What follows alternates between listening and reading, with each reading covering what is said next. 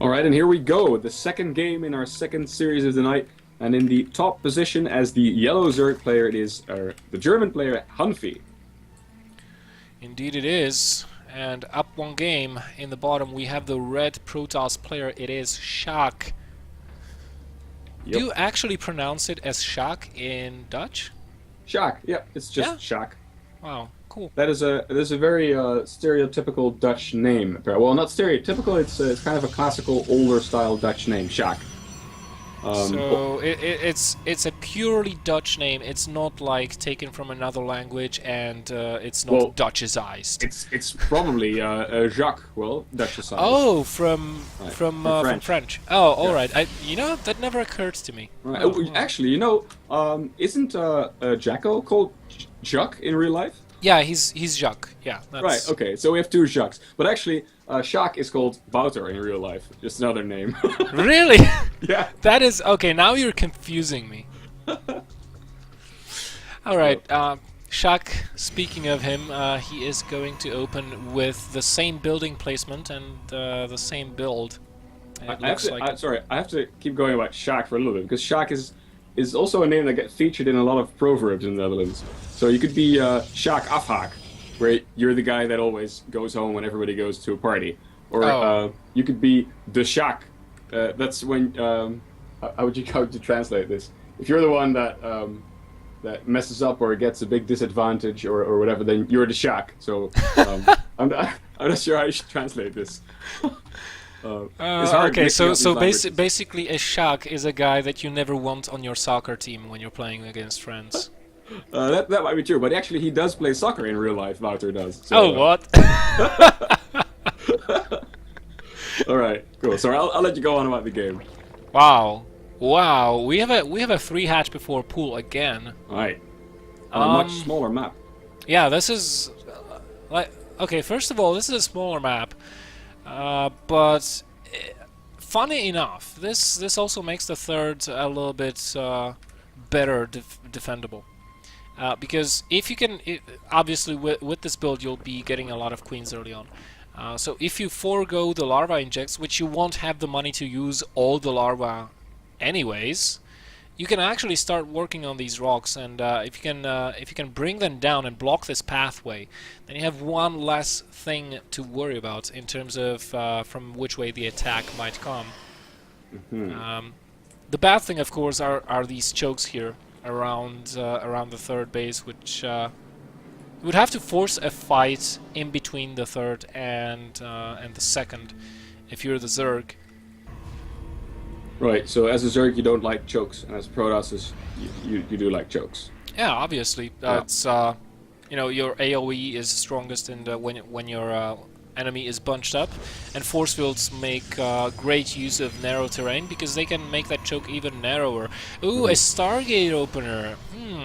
You know what? This is. I don't think this is going to be as successful for Sjaak as he might have wanted to, because we'll have. Look at this. We'll have 3 queens. Those will be out way before any oracle comes to those bases. And the usual follow-up to this, as we have seen in the previous game as well, is quick hydras. For Oh, here comes defense. the Overlord at the natural from Sjaak. He's going to scout the starport as well. So the Stargate, sorry. Oh, he's going to. I think he's going to. HaNfy is going to feel very, very well about this. Right. Yeah, that was definitely a good move. Because I was just about to say that the Stargate was in a very good position, right in the middle of the map, where both it would be farthest away from both Overlords. Yeah. But then, of course, HaNfy said, "Nope, I'm just going to go in and scout it." And he did. He's going to probably just... No, he's not going to stop here. He's going to get away. Oh, that's a Phoenix as the first unit, followed by an Oracle. But as we said, the Oracle is probably not going to do that much. He might come in with the Phoenix to one of these bases, lift the Queen, and then let the Oracle kill the drones, because, you know, HaNfy will be relying on those Queens for defense. He won't be building any spores. Right. And even with a Queen shooting at it, an Oracle can get quite a lot of kills. And of course, if the Queen's well taken out of the equation, then you can do a lot more. This is yeah, he's just moving out with the Oracle, so... And HaNfy has 3 queens already at the third base. Wow, look at that. 3 queens in position in the mineral line. And there's even a Spore Crawler coming up in the main base. Or 2, actually. Yeah, this is... oh, but they're gonna be late. They're gonna be late. Just a little bit. I mean, he pulls those drones back to the second Spore. The first one finishes up. Sjaak has to get out of there, but he did kill 6. Nice. Is that was that 6 drones actually? That was yeah, 6 that was drones, 6 yeah. drones. That's pretty successful considering the setup that the Zerg player has here. Oh, and the Phoenix actually found the Overlord way in the bottom left, so that's another Overlord down the drain. Oh wow! So Sjaak making very good use with the few units that he has, and this is this is one of the things that I really like about him, and one of the things why I say he will be great because he's got really smart moves during the games, like in terms of how exactly he uses his units, and we can see that all of his units are constantly on the move. The sentries, the mothership core, the Phoenix, the Oracle, it's constantly moving and he's constantly trying to find some use for those.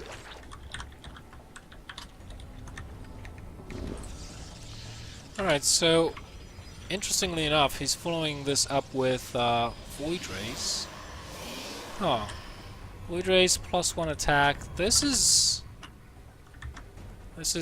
very strange to me.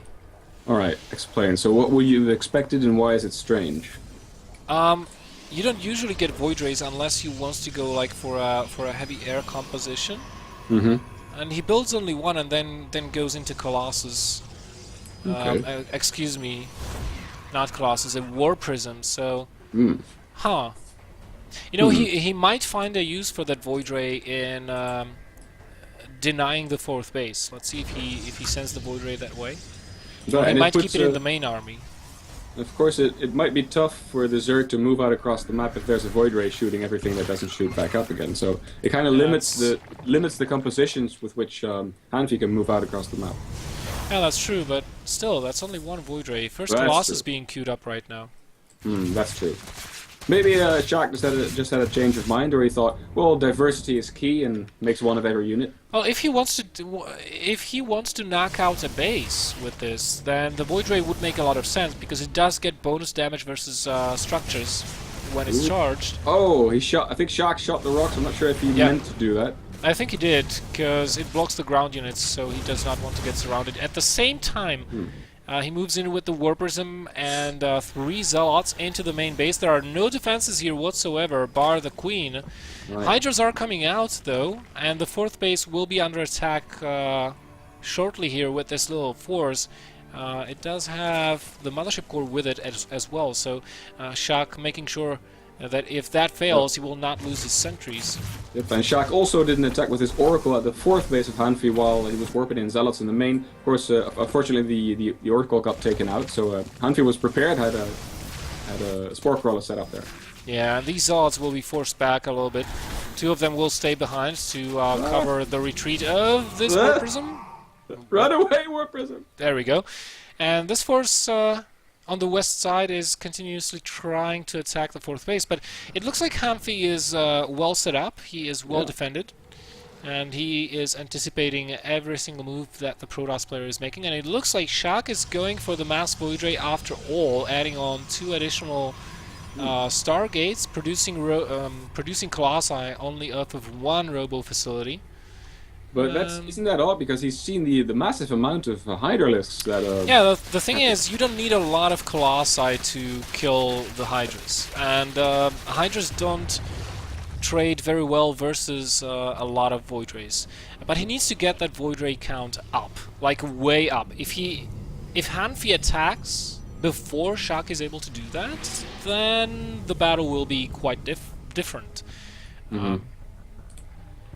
Oh, we see some changelings coming in from HaNfy. Of course, these look like strange little blobs, but as soon as they come into contact with enemy units, they change into the basic tier 1 unit of that race, so that the enemy cannot detect them. Of course, cannons can detect them, right? Isn't that true? No.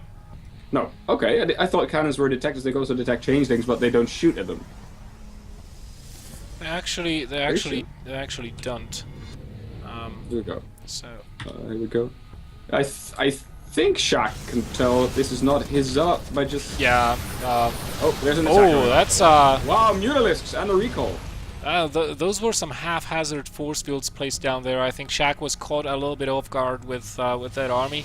The Muta switch actually is very is a nice idea here for HaNfy. Unfortunately, Sjaak is already on 3 Stargates, so he switches into Phoenix production, immediately throws down the fleet beacon, and he'll be getting Anion Pulse Crystals as well. But he'll have to hold on until then.